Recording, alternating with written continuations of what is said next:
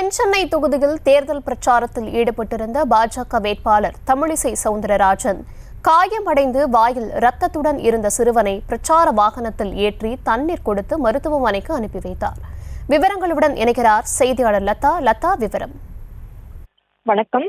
தென்சென்னை தொகுதியில் பாஜக வேட்பாளராக நிறுத்தப்பட்டிருக்கக்கூடிய தமிழிசை சவுந்தரராஜன் இன்றைய தினம் கோயம்பேடு சிவன் கோயில் பகுதியில் பிரச்சாரத்தில் ஈடுபட்டிருந்தார். அப்பொழுது பிரச்சாரம் செய்து கொண்டு இருக்கையில் சாலை ஓரத்தில் அடிபட்ட ரத்த காயத்தோடு இருந்த சிறுவன் அழுது கொண்டு இருப்பதை பார்த்த தமிழிசை சவுந்தரராஜன் அந்த சிறுவனை அழைத்து பிரச்சார வாகனத்தில் நின்றபடியே அந்த சிறுவனை அழைத்து அழுது கொண்டிருந்த அந்த சிறுவனுடைய அந்த ரத்த காயத்தை துடைத்து அவனுக்கு அந்த தண்ணீர் கொடுத்து முதல் உதவி அளித்திருந்தார்.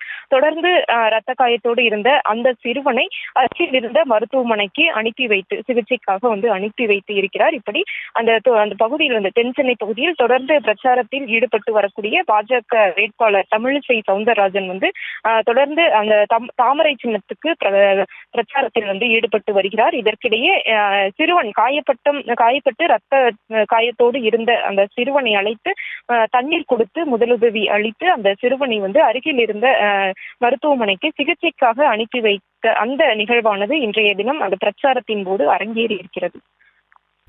விவரங்களுக்கு நன்றி லதா. செய்திகளை உடனுக்குடனும் துல்லியமாகவும் தெரிந்து கொள்ள சப்ஸ்கிரைப் பண்ணுங்க.